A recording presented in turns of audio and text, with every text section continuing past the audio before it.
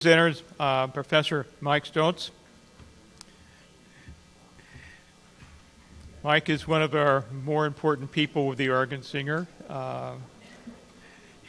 He's also the Journal of Motorsports History. He's the publisher, editor, chief cook and bottle washer, I guess. All the above. Mike will be talking about an overview of motorsport podcast focused on women. And by the way, before we get started, some of you have seen this little card. If you little QR code, this will take you to a very interesting place. I'll put it that way. Worth taking a look.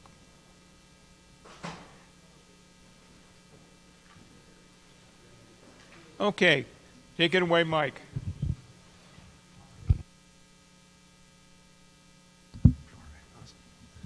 All right.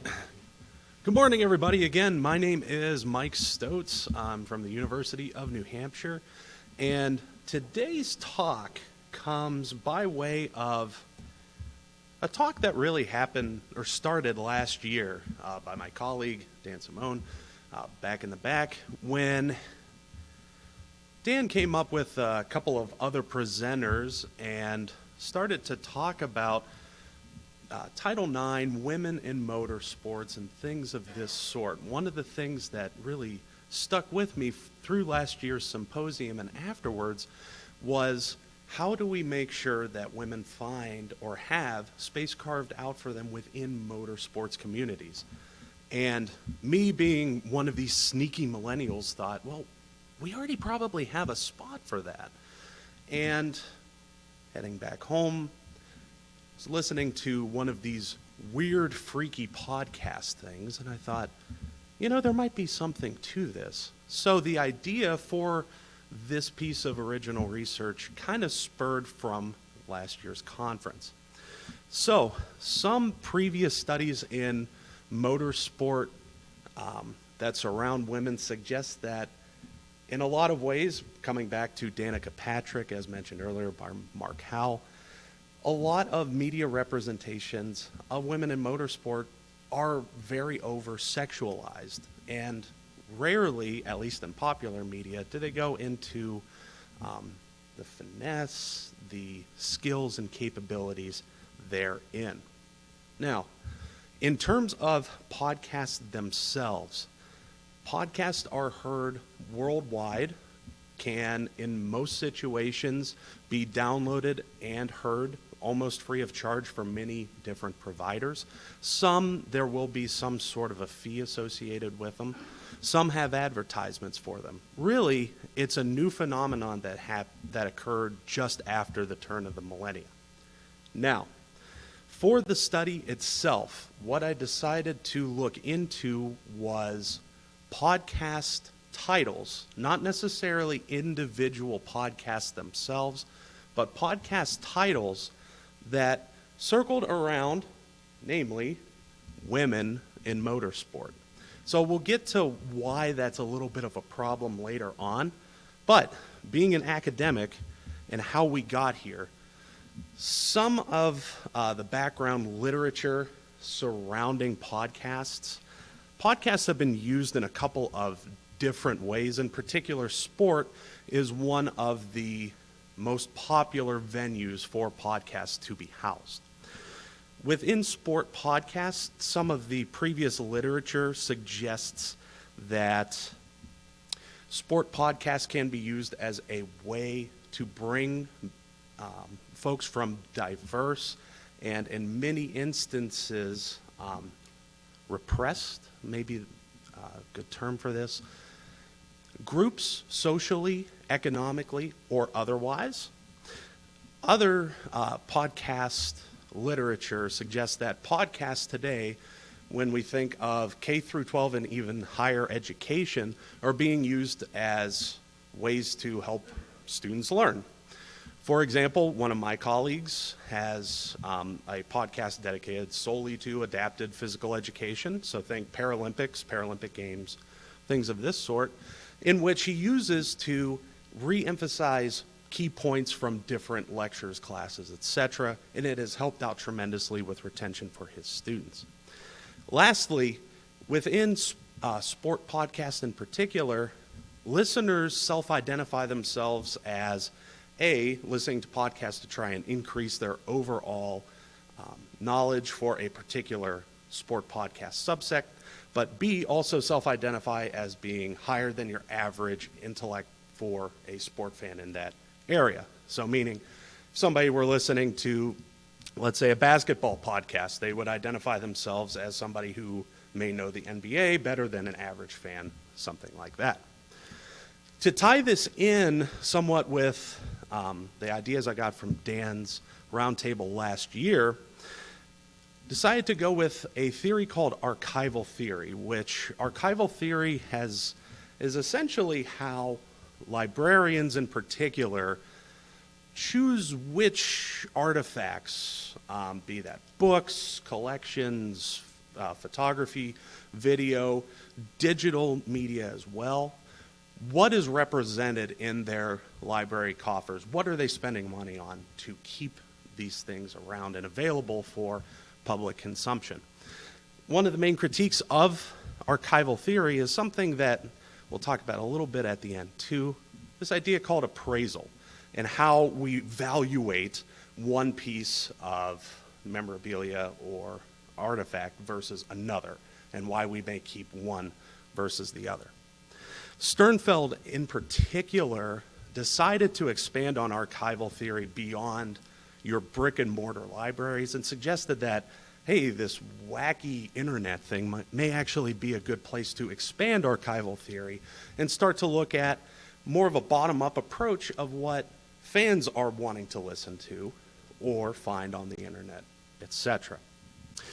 Last off, the women in motorsport literature, without beating a dead horse too much, very over-sexualized representations of female athletes tended to occur up into and still today, but in particular it was a focal point of the 2010s in literature therein. Now, what we actually did, before we go into what all of these weird-looking phrases are, I want to describe how we got the sample and kind of what that looks like for this study. So again, the sample consisted of podcasts that were under one general title. Sorry, my Italian's coming out, I guess. It falls under one general category that focuses solely on women in motorsport. So what that means is, really there weren't that many podcasts found from a general search of women in motorsport via Google in particular, seeing as how it is still the most popular search engine in the world, and coming from a perspective of not being an intensely listening podcast consumer, meaning that they may be fair weather and just seeing what's out there. Sure, we could have went through and used these same search terms through Google Podcasts, Spotify, and others, but the way we wanted to attack this was from how a general consumer may try and find this information. So some of the things that are left out, Danica Patrick's podcast that may or may not be conspiracy theory laden was left out because the focal point wasn't necessarily on motorsport. Further, there are a number of different overarching podcast titles that may have a bunch of little subtitles underneath them, okay? So for example, one of them in our data set, Women in Motorsport, hosted a variety of different shows that focused on women in motorsport, but from different angles. Similarly, there are other podcast titles that may have special once a month episodes that focus on women in motorsports. Those were not included in this, mostly because the main focal point, again, wasn't expressed in the title, and it could be a secondary type of interest for the host and podcasters. Now, getting to what's on the slide, what we did and what we found was using the general search term, women in motorsport, we were able to find a whopping, at first it was only 5, then it became 8, then it became 12. But at first, a whopping 5 podcasts that fit a very general Google search criteria. Of the eventually 12 that we would find, we just stuck with the original 5, copied all of the, descriptions from each of the episodes as well as the title, descriptions, etc., the show descriptions, etc., put them in a Word document and did something called an inductive thematic analysis. So essentially what that is, after transcribing all of these things, we went through line by line and inductively reasoned that this line is suggesting X or Y. Afterwards, we went back through the entire data set one more time, went line by line through each of these, combined related terms, and we came up with general overarching themes and some sub-themes therein. Alongside of that data collection, we collected how many episodes were under each title, which, as you can see, vary greatly, from 8 all the way up to 197.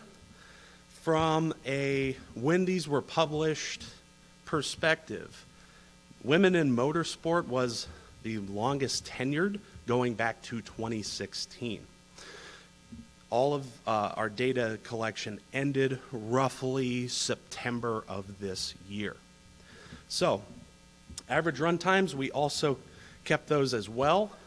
Some discussions that I've had with others about podcasts and how long a podcast should be range anywhere from 5 minutes for just quick bits, quick news bits, things of this sort, all the way up to 2 hours if it's an in-depth conversation. Here, we found that the average hovered just below 40 minutes per podcast. Obviously, there were some outliers, some of which included trailers, such as a 30-minute snippet of, hey, tune in when we're going to talk with such and such. Now, some of the results, and some of this may look a little bit weird, but on the left side of each of the following slides are the themes that we generated, myself and a student that helped me out with this named Caleb McChesney. We went through all of the data sets and by ourselves came up with these themes, agreeing, disagreeing at parts, etc. On the far side to me of the screen, stage right, you'll see a bunch of these word bubbles. These word bubbles were put together by a software called Lexamancer. Nowadays, we think of a software such as Chatbot GPT that's been all over the news. Think of Lexamancer as sort of a dumbed-down version of Chatbot GPT. Its main function is to find connections between different words. And the way that we use that, at least in qualitative research, is to help certify that what we're seeing is generally correct. So, from each of these, some of the data points were not sufficient, I will say that, to be really verified via Lexamancer. We could talk about that when we get there. We broke these down into different subsects, being the title and title descriptions, and each of the individual podcast title and episode descriptions. This slide is the overall results of when we put all of the codes together across all of the titles, etc. So the major themes included on-track elements. So here we're discussing racing itself. We're talking about rules. We're talking about results. We're talking about ingenuity, talking with like racers, things of this sort. Career advancement. Career advancement was a very interesting one in that it happened in two different ways. You had racers and administrators within motorsport were talking about how they advanced to whatever position that they eventually were in, be it chief engineer, CFO, CEO, things of this sort. And then some of it was career advice and almost like a networking opportunity. Next, we had equity in motorsport. So this theme itself was more positive than it may come out on the slide, in that, sure, there were minor sub-themes that suggested that equity in motorsport might actually be still a toxic environment, but overall, equity in motorsport was talking more so about developmental opportunities, in particular for women. Then we have show elements, which this one goes more into the nitty-gritty of podcasts. So these would be things such as advertisements for an upcoming show, talking about who they would be interviewing. A lot of times we would see the hosts mention things that they were doing. So for example, one of the major sub-themes from a couple of different shows was the hosts would talk about, in particular, F1 for this data set. They would talk about their experiences in going to Formula One race at Silverstone, Miami, and others. Some minor things that we found in particular to the Women in Motorsport podcast were life away from the track. So what were folks doing behind the scenes, which ties in a lot with other more social media-based sport research. A lot of early social media research suggested that people were getting involved, at the time mainly Facebook and Twitter. It's expanded now obviously to TikTok and others, in that folks were getting on these platforms and following sports personalities because they had the chance of interacting with them and seeing what they were like without the helmet on, when they weren't in a car, things of this sort. And then the last one, life advice and struggles. So the one podcast, Women in Motorsport, went on during the pandemic, in which a substantial amount of that data set was geared towards getting folks through the pandemic. And I'm sorry if that brings up bad memories, so we will move on. From the titles, from just the grandiose podcast titles and podcast descriptions, the major themes that emerged from that were inspiration. So a lot of times in this theme that they would talk about why racers, particularly women, would get involved, why the hosts themselves wanted to get involved in this.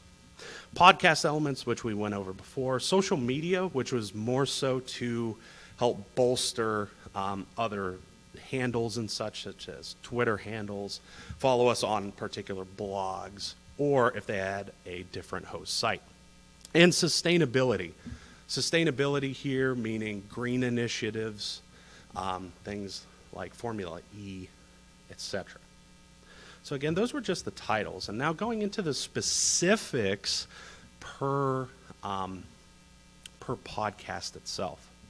So the themes that we saw in particular for the Females in Motorsport podcast were show elements, obviously talking about what would happen within this podcast. On-track elements. A lot of times this would talk, data from this portion would talk about things such as the politics of racing. So going behind the scenes of why certain opportunities were given versus not. And then career advancement, which we mentioned previously. Some of the on-track elements were, if we look at the bubble/Lexamancer part, were tied in with STEM initiatives. So some STEM initiatives obviously tied in with sim racing, engineering, etc. For girls on the grid, again, we had show elements, again, what's coming up, who's coming up, things of this sort. One of the most interesting elements from this data set included some of the career development aspects, including talking with and putting forward, almost more so than others, administrators within motorsport who were women, including discussions with Sabre Cook, mechanical engineer and racer in the W Series, or former W Series, Renee Winterbottom, who was a data engineer, and Rami Mayer as an engineer for 888 Racing. So this podcast in particular almost went out of its way to find women in these spheres, almost as a way to try and inspire the next generation and show that, hey, women can be involved in motorsport as well. Girls across the grid, this one, this in particular podcast had the least amount of episodes available and published, and was a little bit more relaxed and conversational in tone. So some of the elements that we would see in particular for the show would be discussions about weekend activities, we'll put it that way. We also saw a little bit here of off-track performances and off-track activities circulating around which Formula One racer was dating whom and such. Not really many interviews with that one. Then we had F1R for the girls. This one had many of the same elements that we saw in the beginning, but one of the bigger things that we did see from this one was equity within motorsports. And here we saw more of the negative themes of equity, i.e. inequity, start to pop up. More, we don't have the opportunity to advance in some of these positions. Most of the Formula One or similar drivers' academies are not accepting women for X, Y, and Z reasons, things of this sort. Then the biggest data set was the Women's Motorsport Network, which again had a variety of different shows here. The podcaster themselves would talk with a number of very interesting individuals that were almost motorsport adjacent and more car enthusiast adjacent. So for example, the host would talk, and here we're talking more like show elements is where we coded this as, would talk to, for example, a jeweler who would take cars from her husband's garage that were completely totaled and would make jewelry out of the wreckage and try to paint it from factory original colors as well. So there was a lot of ingenuity there. We also saw, in particular from this data set, more girls, i.e. under age 18-year-olds, getting involved not only as drivers, but also in administrative roles, such as doing things like play-by-play color commentary, calling the race, in one instance, an engineer. So in this data set, we saw a lot of very unique things.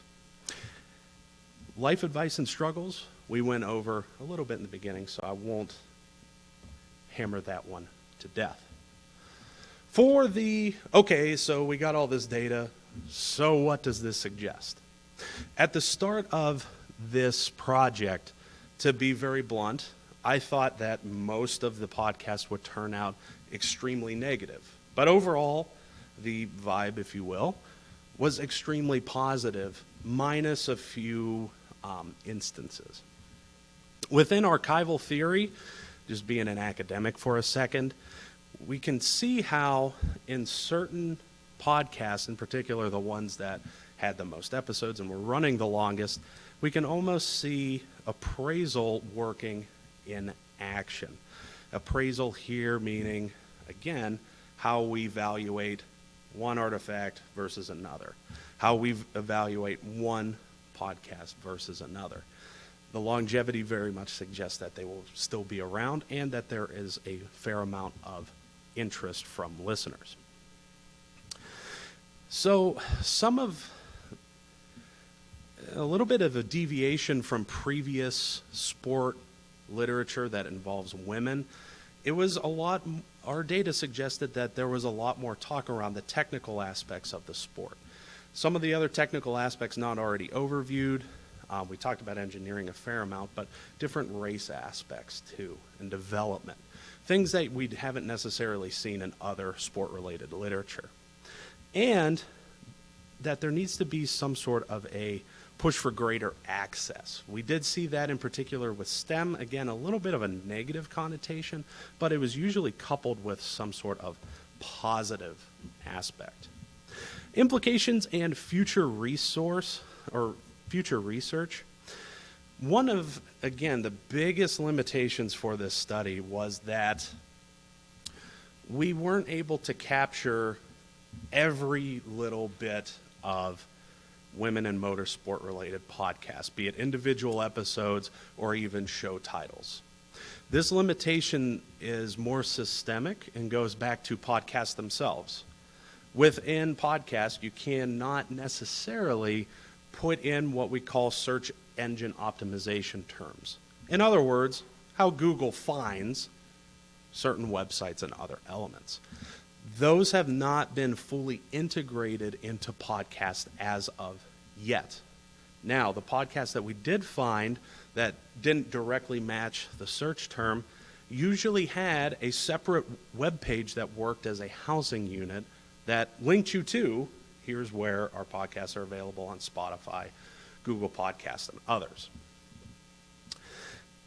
In future research and in continuing with this, obviously getting those little remnants and finding out what's going on in more of your one-off type episodes, as well as the little bit harder to find podcasts, would absolutely be necessary.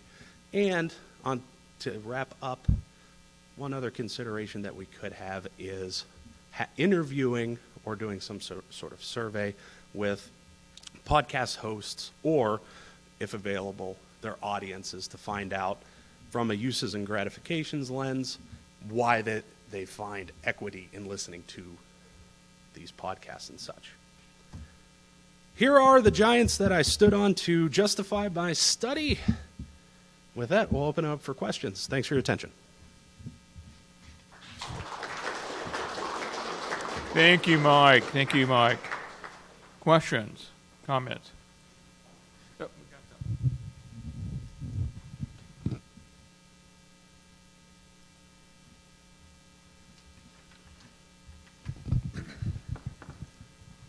I feel somewhat qualified to ask this question. Please. So I noticed you obviously focused on podcasts that entirely focus on, women in motorsports. Do you think that perhaps if we are looking at, where women have come, that maybe it's time to shift towards a focus on women as drivers, women as mechanics, not just for the sake of, women as women?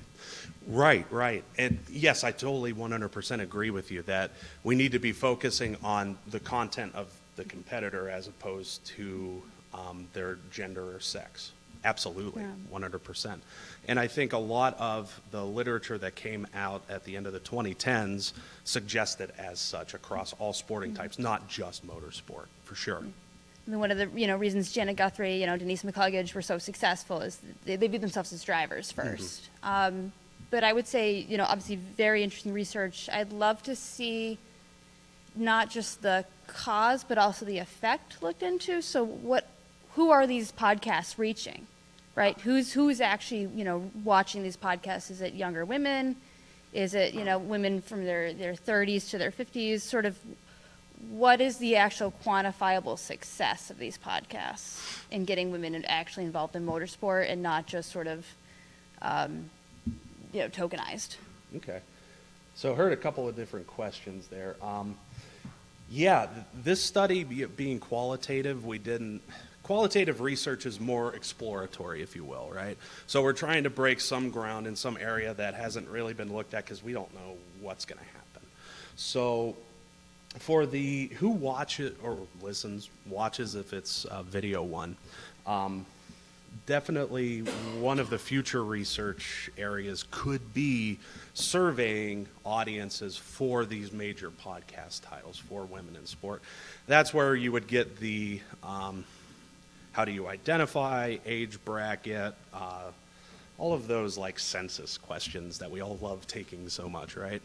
So that would be one way that we could look into it. In terms of involvement and actionable items to get more women involved in sport, that one definitely goes way beyond podcasts. I will definitely say that.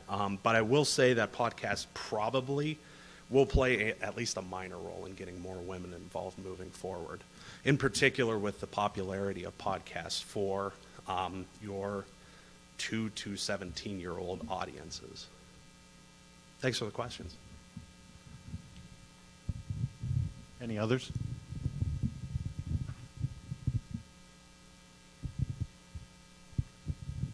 All right, thanks again, everybody, for your time.